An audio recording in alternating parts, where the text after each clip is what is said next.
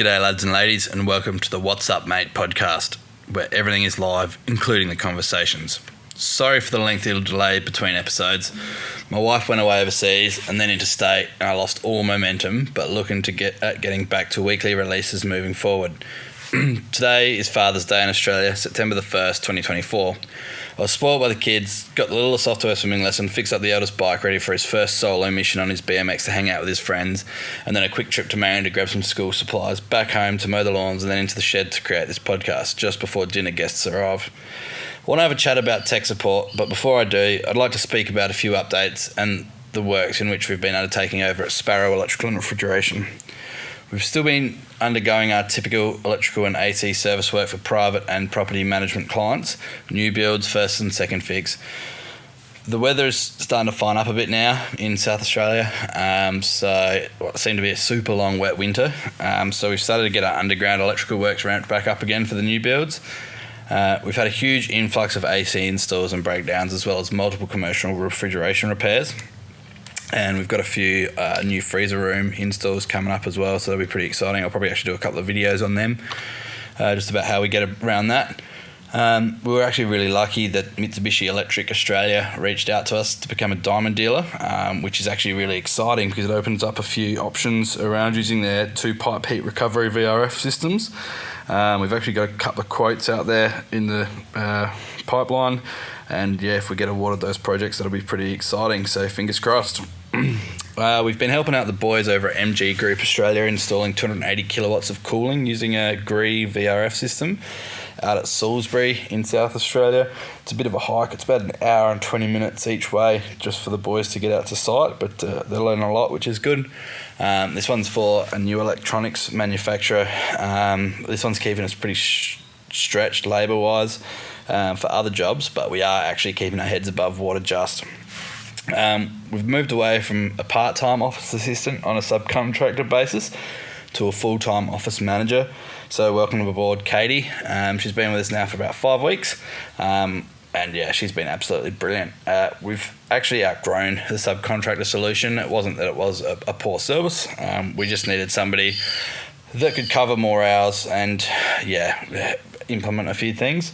Things that we have implemented recently is weekly toolbox discussions on a Monday morning with the whole team, and it's made operations quite a lot smoother. So if you're wondering about why maybe your communication's breaking down with your team, etc., perhaps it might work move into a weekly toolbox meeting so everyone can get together as a group, have a bit of a chinwag, and do a little bit of technical training as well. So that's pretty well the update from me.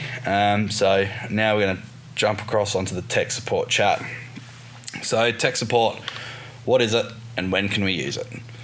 Well, tech support is not necessarily from the equipment manufacturer solely. Perhaps it's from a senior technician within the company you work for, or even asking a question in a specific trade forum on Facebook, or maybe you've all delved in to become a YouTube certified technician. Or there is apps on your phone from manufacturers as well, but it's not limited to ringing up tech support for that exact piece of equipment. So just keep that in mind. When is the best time to call and ask for help? Is it the second you get to site? Is it after you try to operate the equipment and it doesn't run? Well, guess what, guys? The clients have already done that and you've changed nothing. So I doubt it's magically going to run and be problem-free. So maybe you need to do a little bit of diagnosing. Is it when you take note of a fault code before you even attend the site? So on the work order, we get told that the tenant perhaps has checked that the system's not running and it's got an E4 error. So we'll check, depending on the brand of equipment, we'll check to see what that is before we even attend them. The attending tech's got some sort of an idea before they even get there, so it's good to do that little bit of research as well. Perhaps you give them a ring once you've taken all your measurements of specific items, such as voltage, current, capacitance, insulation resistance. You checked pressures, superheat values, subcooling values, air on and air off temperatures, checked airflows, ensured that the fans are operating and spinning the correct rotation. Just really simple things that I believe you should be checking before you even pick up the phone to ask a question of anybody. Also, it's a good idea to have a chat to the client as well. What sort of symptoms have you been experiencing from the equipment you've been using before? making a call to us. Maybe there's a hint there too, guys. So obviously a lot of the equipment we work on can be quite technical. Both the electrical and refrigeration trades are quick to evolve. So if you don't continually improve your skill set, you will fall behind and become redundant pretty quickly. However, that being said, we cannot be gurus on each and every manufacturer's brand of equipment. So once you've checked the basics, inspected items, searched the App Store for manufacturer service applications and found service documents, perhaps you're going to reach out to your buddies in the industry and ask them if they've come across similar scenarios before.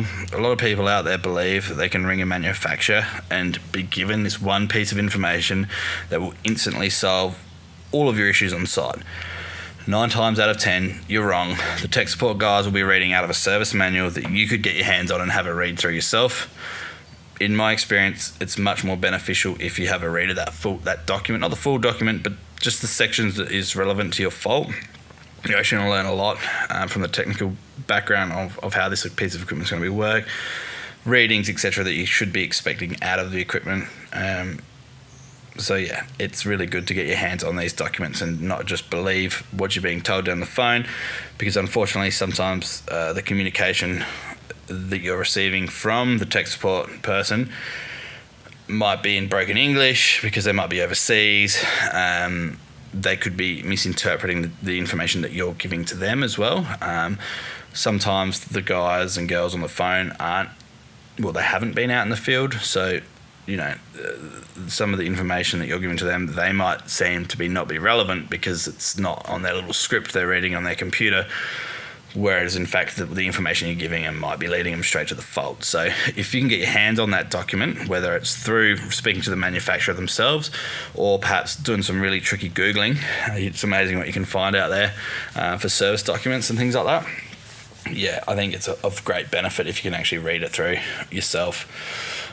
Because imagine being an AC tech in the middle of a predicted 14-day heat wave in Australia and temperatures are getting above 40 degrees Celsius, and try calling tech support for each job you attend. You end up being put on the back of a huge wait list, and the manufacturer tech support might get back to you in 1 to 5 business days if you're lucky. In the meantime, your client is sweating in their own home after they have engaged your professional services. It's not a good look for something that you could have looked up yourself. So just be proactive and do your best for your client is basically what we're getting at here.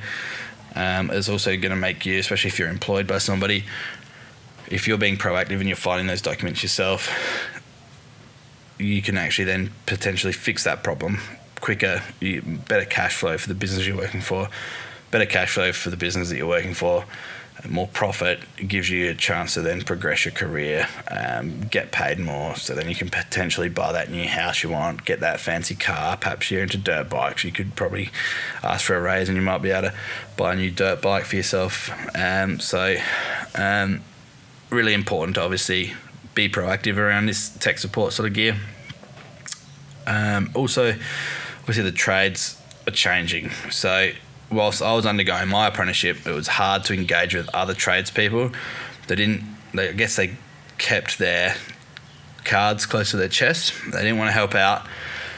But I believe now, as long as you've had a red hot crack at something yourself, so you've actually tried, you've taken values, you've done some fault finding, and you're still not sure, I think that's a really good opportunity to reach out to some of the really good operators out there that want to watch you succeed and solve problems for your client and become a better tech.